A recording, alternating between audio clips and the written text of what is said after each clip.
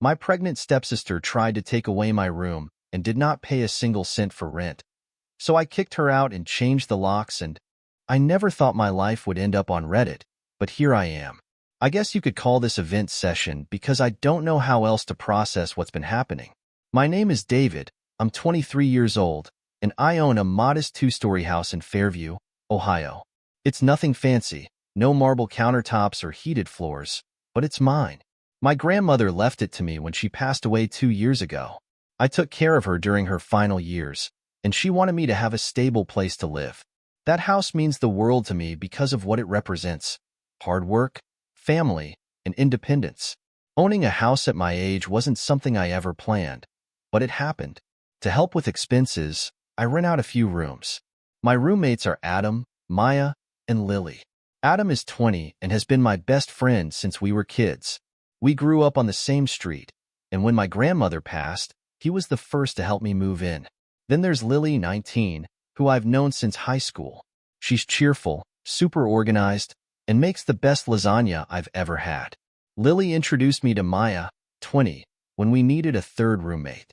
Maya's the quietest of us, but she's sharp as a tack and doesn't tolerate nonsense.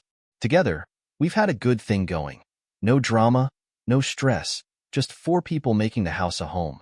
And then there's Hannah, my stepsister. Hannah is 21, and we've never been close.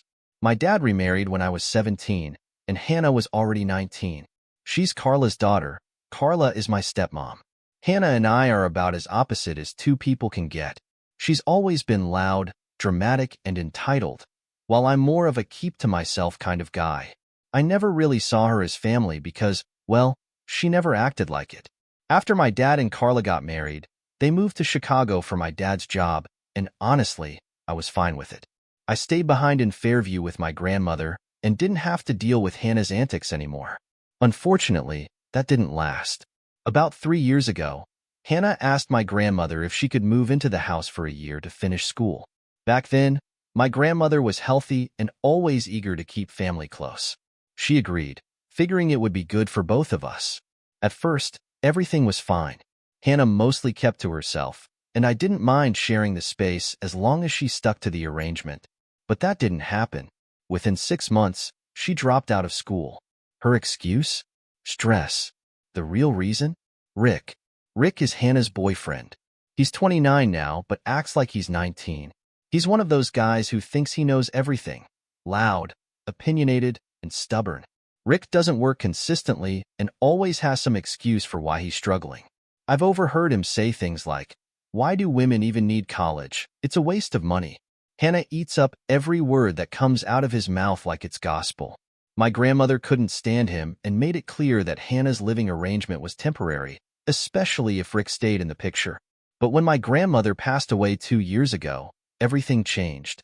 I was grieving, and honestly, I didn't have the energy to deal with Hannah right away.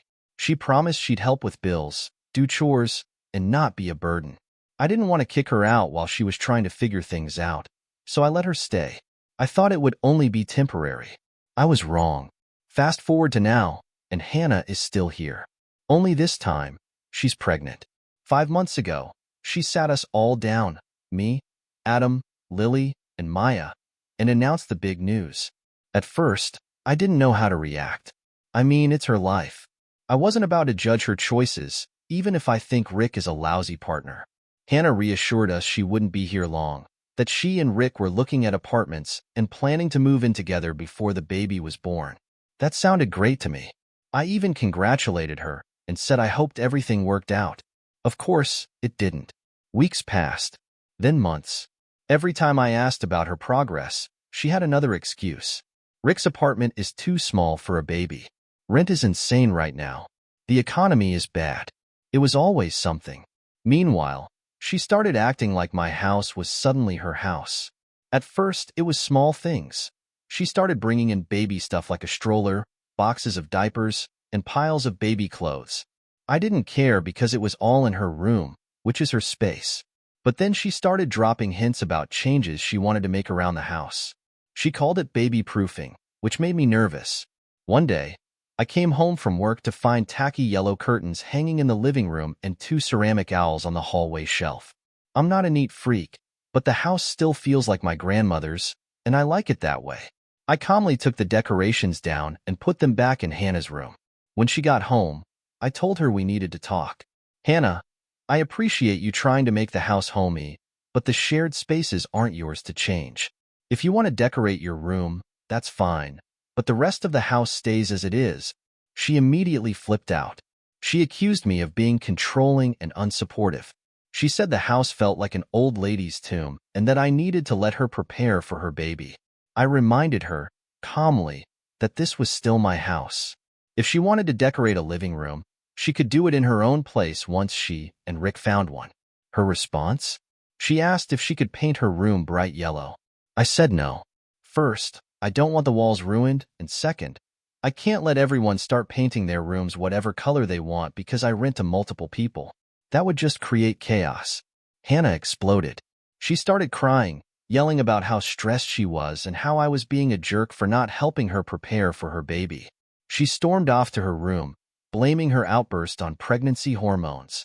For a while after that, things were icy. Hannah barely spoke to me except to make snide comments. She kept complaining about how I didn't care about family and how I was treating her unfairly. I ignored it because I didn't want to escalate things. I thought maybe, eventually, she would calm down and focus on actually finding an apartment. But then, a few weeks later, she knocked on my door. Hannah never knocks.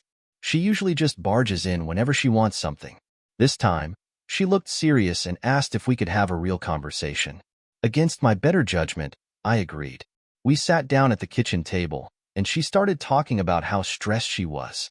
She mentioned how expensive rent was, how hard it was to find a place, and how worried she was about the baby coming. I felt for her. I really did. I understand that having a kid when you're unprepared is a nightmare. But then she dropped the bomb. I've been thinking, and I have a solution that works for everyone, she said, leaning forward like she was about to share a brilliant idea. I want to move into your room. I stared at her, completely speechless. She wasn't joking. For context, my room is the master bedroom with an attached office space. That office is where I run my small online business, which helps me pay the bills. I asked her if she was serious, and she looked at me like I was the crazy one. You're just one person. You don't need all that space. The office is perfect for the baby's nursery, and it makes sense for everyone. I told her no. Plain and simple. That was the moment everything started to spiral out of control. Hannah stared at me like I had just spoken another language. What do you mean no? She asked, her voice rising. You don't even need all that space. It's selfish to keep it all to yourself when I'm about to have a baby. I stayed calm. I need that space, Hannah. I use the office for my business.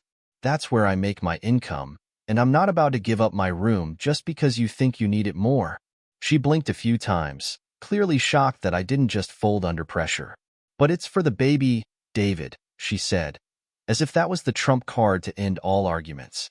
You have no idea how hard it is to prepare for a child. I need space to set up a crib, a changing table, a nursery. This isn't about me.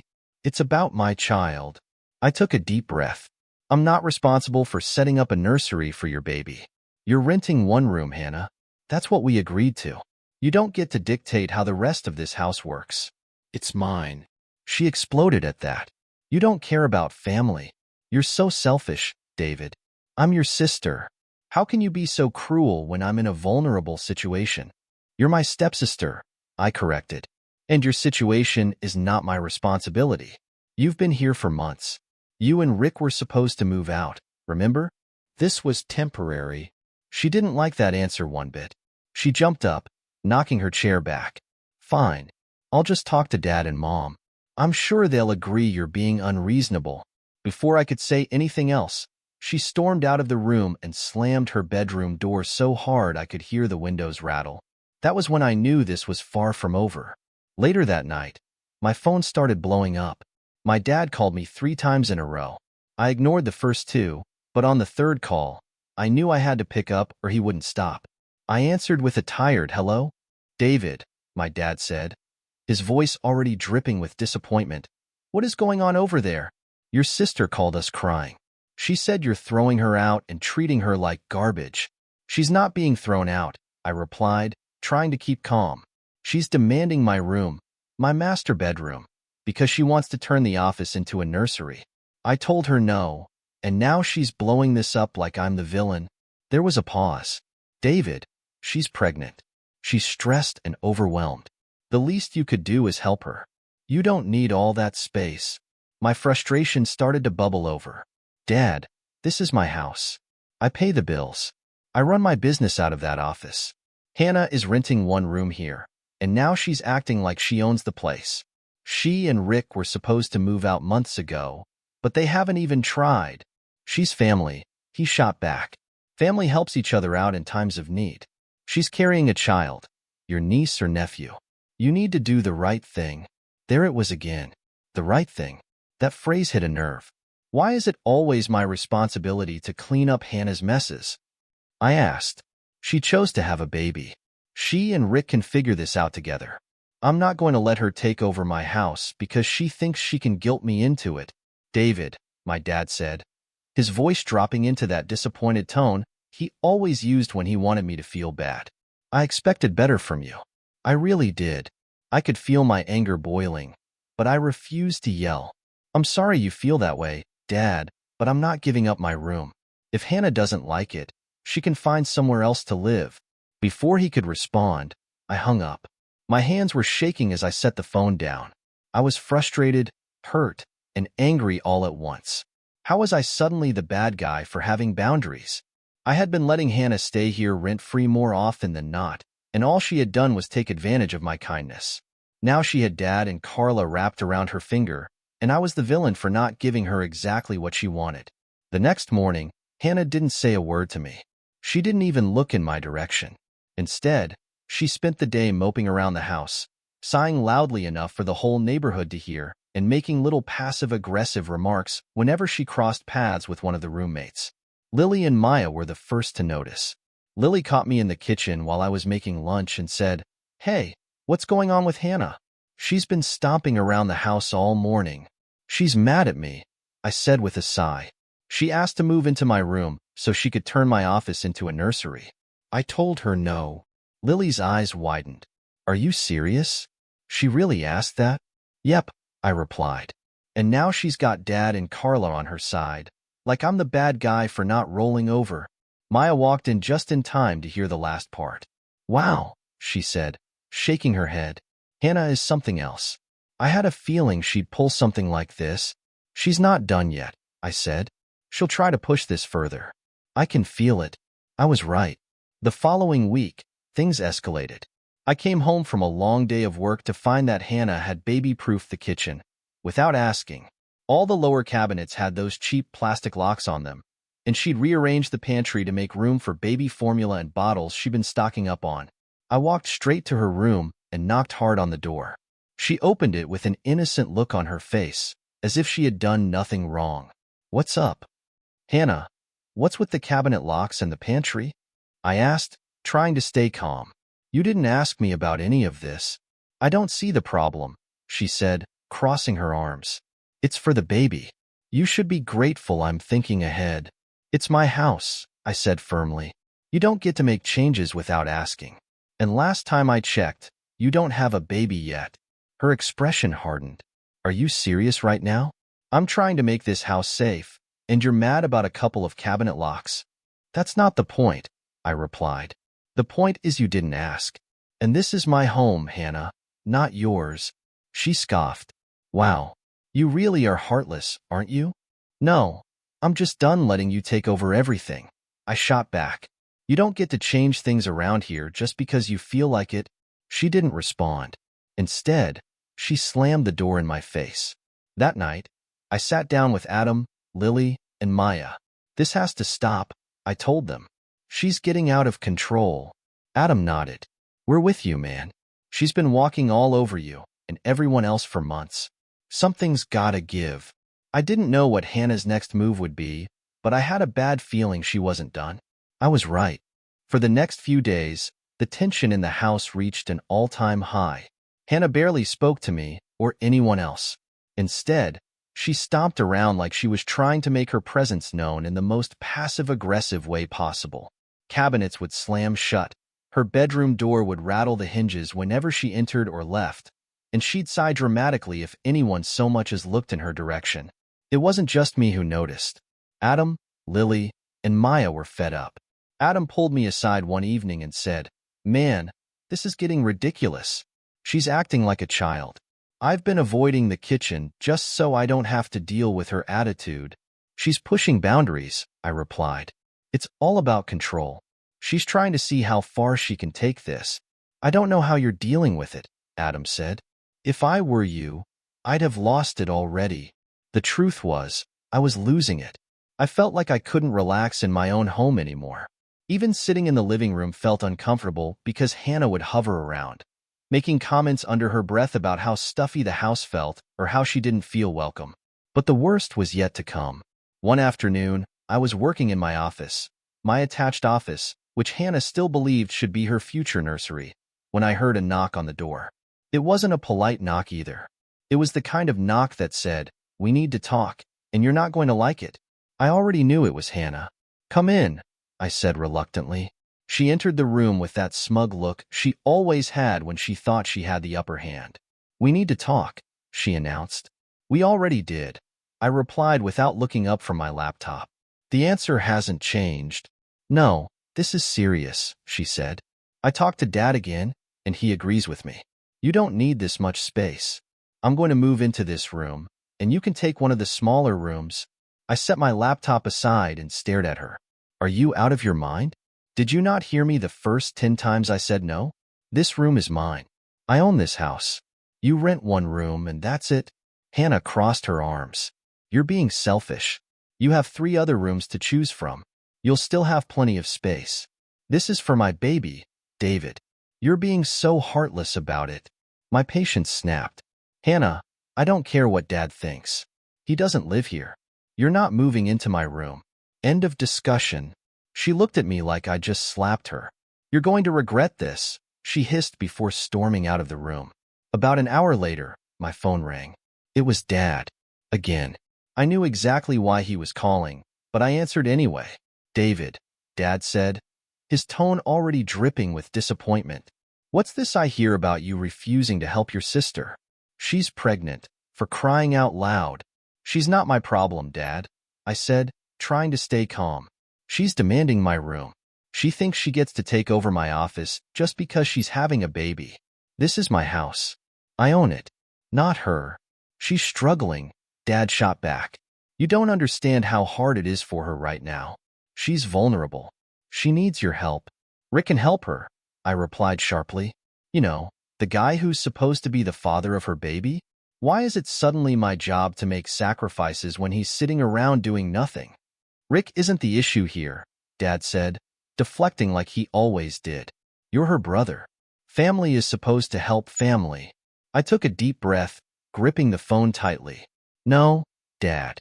Family doesn't get to steamroll you just because they think they can. I've been more than generous. She's been here for months, and instead of figuring out her own life, she's been making everyone else miserable. I've had enough." "You're being selfish," Dad said coldly. "I didn't raise you to turn your back on family." That hit a nerve. "You didn't raise me to be a doormat either," I shot back. "Hannah's been taking advantage of me since day one, and I'm done. She can figure it out with Rick. I'm not letting her take over my house." There was silence on the line before Dad said, "I'm disappointed in you, David. I thought you were better than this." I hung up. I couldn't take it anymore. That night, I called my Uncle Stephen. Uncle Stephen is my dad's older brother, and he's the only person in the family who actually listens instead of taking sides. I explained everything. Hannah demanding my room, Dad and Carla ganging up on me, and how the entire situation had spiraled out of control. Stephen sighed when I finished. "David, you've done more than enough. She's not your responsibility. If she's causing this much trouble, you need to protect yourself." "I know," I said, rubbing my temples. "But how do I get her out without it turning into an even bigger fight?" "Talk to a lawyer," he said immediately. "You have rights here. This is your property. She's just a tenant, and if she doesn't have a lease, you're in control." It was like a light bulb went off in my head. Of course, I needed to know exactly where I stood legally, so I could put an end to this mess once and for all. Stephen gave me the contact information for one of his friends who specialized in property law. I set up a meeting the very next day. I also brought Adam and Lily with me for moral support because, at this point, the entire house was being dragged into Hannah's drama. Maya couldn't come because of work, but she was just as fed up as the rest of us. The lawyer, Mr. Fisher, was an older guy with white hair and glasses who looked like he'd seen it all. After I explained everything, Hannah living in the house, her pregnancy, her demands for my room, and her refusal to leave, he leaned back in his chair and gave me the answer I had been hoping for. "You have nothing to worry about," Mr. Fisher said. "She has no legal claim to your house. She's living there month to month, which means you can give her a written 30-day notice to vacate. If she refuses to leave, you can take the legal steps to evict her." "What about her being pregnant?" I asked. "Can that complicate things?" He shook his head. "Legally, her pregnancy doesn't change anything. You're not evicting her because she's pregnant. You're evicting her because she's breaking house rules, overstepping boundaries, and disrupting your living situation." Relief washed over me. Finally, I felt like I had some control over the situation. That evening, I drafted a formal 30-day notice and sent it to Hannah by email and text. It was short and to the point. "Hannah, this is your official notice to vacate the property within 30 days. I am not renewing your month-to-month agreement. Please let me know if you'd like to discuss this further." I wasn't trying to be mean. I just wanted it to be clear and professional. I figured that would be the end of it, but I underestimated Hannah. The next morning, she didn't come home. I assumed she was staying at Rick's, which honestly felt like a blessing. But later that night, my dad called me again. "David," he said angrily, "did you really send your sister an eviction notice? She told us you're trying to kick her out while she's pregnant." "She's had months to figure out her situation," I replied calmly. "She's made this living arrangement miserable for everyone, and I'm done." "You're heartless," he shot back. "Absolutely heartless." I hung up on him. I knew I was doing the right thing, but somehow, I still felt like the bad guy. And I knew this wasn't over. Not by a long shot. The first 2 days after I sent the eviction notice were eerily quiet. Hannah hadn't come back, and for a brief moment, I allowed myself to feel hopeful. Maybe she had finally decided to stay at Rick's place. Maybe this whole ordeal would blow over without another explosion. But deep down, I knew better. Hannah wasn't the type to let something go, especially when she felt like she was losing. On the third morning, I was jolted awake at 7 a.m. by loud banging on my bedroom door. I groaned, rolled over, and mumbled, "What now?" before Adam burst in without knocking, looking half awake and completely furious. "David, man, you need to get outside," he said. "Rick's in the driveway unloading a mattress." "What?" I sat up so fast I nearly fell out of bed. "You're joking." "I wish," Adam said, crossing his arms. "The guy is literally dragging stuff out of his truck like he's about to move in. I already told him to stop, but he just ignored me." I threw on some clothes and marched outside, phone in hand. Sure enough, there was Rick, hauling a battered twin mattress out of the back of his rusted pickup truck. He looked up when he saw me, smirking like he thought he had already won. "What do you think you're doing, Rick?" I demanded. He leaned casually against the mattress, acting like I was the unreasonable one here. "Hannah told me I could move my stuff in. Thought you'd be cool about it." I stared at him, trying to keep from blowing up right then and there. "This is my house, not Hannah's. She doesn't get to invite you to live here. Now put that back in your truck and get out of my driveway." Rick rolled his eyes, clearly not taking me seriously. "You're really gonna make a pregnant woman carry all this stuff herself? Real classy, David. You think guilting me is going to work?" I shot back. "Hannah has 30 days to leave, and you're not moving in. Period. Now pack up your junk before I call the cops." That got his attention. The smug look disappeared from his face, replaced by a scowl. "You wouldn't call the cops," he sneered. "On family?" I pulled out my phone and started dialing. "Watch me." Rick threw his hands up in mock surrender. Fine, fine. Chill out. No need to get all dramatic." He muttered insults under his breath as he dragged the mattress back to the truck, slamming it into the bed like he was punishing it. When he was done, he pointed a finger at me. "This isn't over, man," he said, glaring at me. You're screwing over your own family, and it's going to come back to bite you. I didn't say anything. I just stood there, arms crossed, and waited until he finally drove off. Adam was leaning against the porch railing, shaking his head in disbelief. Man, that guy is a joke, Adam said. Did he seriously think he could just show up and move in? Apparently, I replied. Hannah probably told him he could. She thinks she can do whatever she wants, and Rick just goes along with it. Unreal, Adam said, still shaking his head. You handled it, though. That was impressive. I'll give it about 6 hours before I get a call from my dad, I muttered, already bracing for the inevitable. Sure enough, later that day, my phone buzzed. It was Hannah, and her text was just as melodramatic as I expected. What is wrong with you? Rick was just trying to help me move in, and you called the police on him? You're unbelievable. I didn't bother responding. I knew trying to reason with her was pointless. But 2 hours later, I heard her car pull into the driveway. This time, I was ready. Hannah stomped through the front door, clutching a stack of papers in one hand like they were evidence in a murder trial. Her face was flushed with anger, and I could already tell she was in full meltdown mode. What is this? She demanded, shoving the papers at me. I glanced at them and almost laughed. They were random printouts she had clearly found online, articles about tenant rights and eviction laws.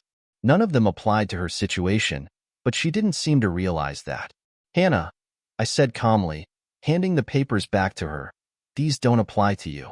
I already talked to a lawyer. You're renting month to month, and I gave you 30 days notice. You have no legal grounds to stay here. You can't do this to me, she shouted, crumpling the papers in her hands. I'm pregnant, David. I'm family. This is my home, too. This isn't your home, I said, trying to keep my voice steady. You're renting a room. That's it. You don't get to take over just because you feel entitled to it. She glared at me, tears welling up in her eyes. Dad's on my side, you know, she said. He's going to make you regret this. I sighed. Dad doesn't have any say in this house. It's mine. You can cry to him all you want, but it's not going to change anything. She looked at me like I had just slapped her. Then, without another word, she turned and stomped upstairs to her room, slamming the door behind her so hard the entire house seemed to shake. The next 2 days were tense. Hannah barely came out of her room except to use the bathroom or grab food. Whenever she did, she made sure to leave her dishes in the sink, slamming cupboards and muttering under her breath about how awful I was. It was Maya who finally snapped. One morning, she came storming into the living room, fuming. David, I'm done, she said. Hannah left her dishes everywhere again. I asked her to clean up after herself, and she told me I didn't belong here because I'm not family. What? I asked, genuinely stunned. She said this house is for family and I'm just a freeloader, Maya replied, crossing her arms. I'm sorry, but I'm not dealing with her crap anymore. That was the final straw. I called another house meeting, without Hannah, of course. Adam, Lily, and Maya sat with me in the living room as I laid everything out. I'm done letting her walk all over us, I said. She's making this house miserable for everyone. I've already given her 30 days to leave, but if she keeps breaking house rules or treating you guys like this, I'll involve the lawyer again. We've got your back, man, Adam said. You're being way more patient than I would be. She has no right to treat us like this, Lily added. We've all been more than fair to her. Maya nodded. I'm glad you're standing up to her. Someone has to. That night, I sent Hannah one final message. This is your second reminder that you have 30 days to vacate the property. If you continue to break house rules or harass the other tenants, I will take further legal action. She didn't respond, but I knew her silence wouldn't last. Hannah was planning something. I could feel it. The next few days felt like living in a pressure cooker. Hannah was quiet, too quiet. She spent most of her time in her room, only coming out to grab food or make a point of stomping loudly through the house like she was trying to shake the foundation. The tension was unbearable. Adam, Lily, and Maya all tiptoed around her, but we were all waiting for the other shoe to drop. I knew Hannah well enough to know this wasn't over. She wasn't the type to go quietly. It finally boiled over on Saturday afternoon. I was in the garage organizing inventory for my online business when I heard the sound of someone shouting inside the house. The voice was unmistakable. It was Hannah. Before I could react, the garage door flew open and Adam appeared, out of breath and visibly annoyed. "David, you need to get inside. Hannah's losing it, like, really losing it. She's throwing stuff, and she's screaming at Maya." I didn't even think. I dropped the box I was holding and rushed into the house. The moment I stepped into the living room, I froze. Hannah was pacing back and forth, shouting through sobs, while Maya stood against the far wall with her arms crossed, looking both furious and exhausted. Throw pillows had been flung across the room, a lamp had been knocked over, and a pile of baby clothes Hannah had left on the couch was now scattered on the floor. "You people are so ungrateful," Hannah screeched, her voice cracking. "I'm pregnant. I'm carrying a child, and all you've done is treat me like garbage. What the hell is going on here?" I demanded, stepping into the room. Hannah turned on me immediately, pointing a shaking finger in my direction. "This is your fault. I told you I needed help, and you're just kicking me out like I'm nothing. You don't care about me or my baby. You don't care about family." Before I could respond, Maya finally snapped. "Are you kidding me, Hannah? We've done nothing but put up with your nonsense for months. You're acting like a spoiled brat, and no one here owes you anything." Hannah's face turned red as a tomato. "I'm pregnant. You wouldn't understand. That's not an excuse to treat everyone in this house like crap," Maya shot back. I stepped between them, holding up a hand to calm Maya down. "Hannah, you need to stop," I said firmly. "This isn't helping anything. You're acting like a child, throwing a tantrum in a house that doesn't belong to you." Hannah turned her teary glare toward me. "I'm the one being treated like a child. You've all been against me since day one. I just wanted a little support, and instead, you're throwing me out onto the street." I took a deep breath, trying to keep my composure. "No one is throwing you onto the street, Hannah. I gave you 30 days' notice, which is more than fair considering how you've been treating everyone. You have options. Rick has an apartment. He's supposed to be stepping up, isn't he? That's his job, not mine." Her eyes narrowed, and her voice dropped into a low, bitter tone. "You think you're so righteous, don't you? You think you're better than me because Grandma left you this house. You don't even deserve it." That hit me like a punch to the gut. I clenched my fists, but I refused to let her bait me. "Don't bring Grandma into this," I said coldly. "Grandma wouldn't have let you treat this house like your personal playground. She didn't even let Rick set foot in here when she was alive, so don't pretend she'd be on your side now." For a moment, Hannah just stared at me, stunned into silence. Then she let out a strangled cry, grabbed one of the throw pillows off the floor, and hurled it at the coffee table. "I can't believe you're treating me like this," she screamed. "I'm your sister. I'm family. I'm pregnant, and you're kicking me out because you don't care." I had reached my limit. "You're right, Hannah," I said, my voice firm but calm. "I don't care anymore. You've been here for months, and instead of figuring out a solution, you've been making my life, and everyone else's, miserable. I didn't ask you to get pregnant. I didn't ask you to stay here forever. This house is mine, and I'm done letting you treat it like it's yours. You have 30 days. Use that time to figure your life out because, come day 31, you're gone." Hannah stared at me, tears streaming down her face, her mouth opening and closing like she was searching for something to say. Finally, she stormed off toward the stairs, her footsteps pounding against the wood as she climbed up to her room. A few seconds later, we heard the door slam so hard that a picture on the living room wall rattled and fell to the floor. The room was silent except for the sound of Lily quietly picking up the scattered baby clothes and folding them into a pile. Adam let out a low whistle. "That was intense." Maya shook her head. "I'm so done with her." "Same," Lily muttered. "How are we supposed to live with someone like that for another 30 days? "I don't know," I admitted, rubbing my temples. "But we'll get through it." That evening, the house was quiet again. Almost too quiet. Hannah stayed in her room the entire time, which was a relief, but I knew she was just waiting to make her next move. I decided to change the locks again. I wasn't taking any chances. I called a locksmith first thing the next morning and had every exterior door rekeyed.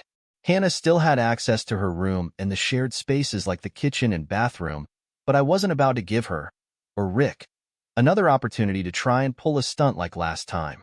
Sure enough, later that afternoon, my phone started buzzing. It was Dad again. I let it go to voicemail, but the text messages that followed made me want to throw my phone across the room. David, why are you locking your pregnant sister out of her own home? Have you lost your mind? She told us what you're doing, and we're both ashamed of you. I sighed and texted back. She's not locked out. I changed the locks for security reasons. Her key is ready for her to pick up whenever she wants it. She knows that. Dad's response came minutes later. You're being heartless. She's family. Stop acting like this is just some rental property and show a little compassion. I didn't bother replying. I had nothing left to say. Hannah didn't come back that night, which was fine by me. The next morning, she finally responded to my texts about her key with a single word. Fine. I left the key on the kitchen table and went about my day. But deep down, I knew this wasn't over. Hannah wasn't done yet.